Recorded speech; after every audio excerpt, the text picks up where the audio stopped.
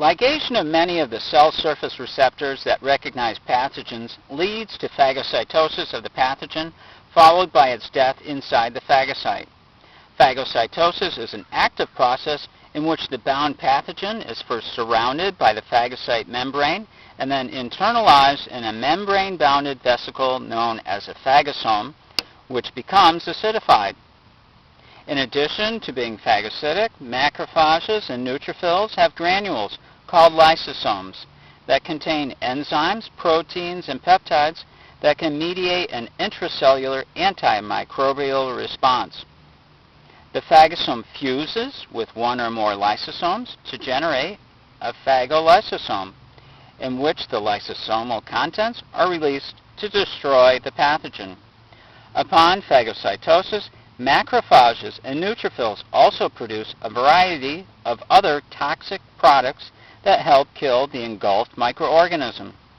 The most important of these are hydrogen peroxide, the superoxide anion, and nitric oxide, which are directly toxic to bacteria. They are generated by lysosomal NADPH oxidases and other enzymes in a process known as respiratory burst, as it is accompanied by a transient increase in oxygen consumption. Neutrophils are short-lived, dying soon after they have accomplished a round of phagocytosis. Dead and dying neutrophils are a major component of the pus that forms in some infections. Bacteria that give rise to such infections are thus known as pyrogenic bacteria. Macrophages, on the other hand, are long-lived and continue to generate new lysosomes. Patients with chronic granulomatous disease have a genetic deficiency of NADPH oxidase, which means that their phagocytes do not produce toxic oxygen derivatives and are less able to kill ingested microorganisms and clear the infection.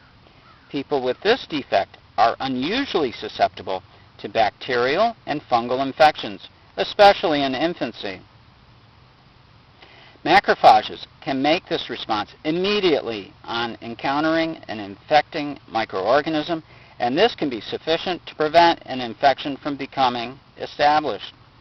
The great cellular immunologist Elie Metchnikoff believed that the innate response of macrophages encompassed all host defense, and indeed, it is now clear that invertebrates, such as the sea star that he was studying, rely entirely on innate immunity for their defense against infection.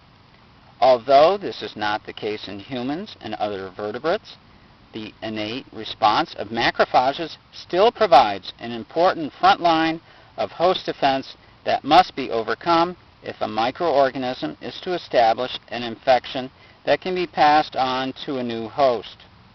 A key feature that distinguishes pathogenic from non-pathogenic microorganisms is their ability to overcome innate immune defenses. Pathogens have developed a variety of strategies to avoid being immediately destroyed by macrophages. Many extracellular pathogenic bacteria coat themselves with a thick polysaccharide capsule that is not recognized by any phagocyte receptor. Other pathogens, for example, mycobacteria, have evolved ways to grow inside macrophage phagosomes by inhibiting fusion with a lysosome. Without such devices, a microorganism must enter the body in sufficient numbers to simply overwhelm the immediate innate host defenses and establish a focus of infection.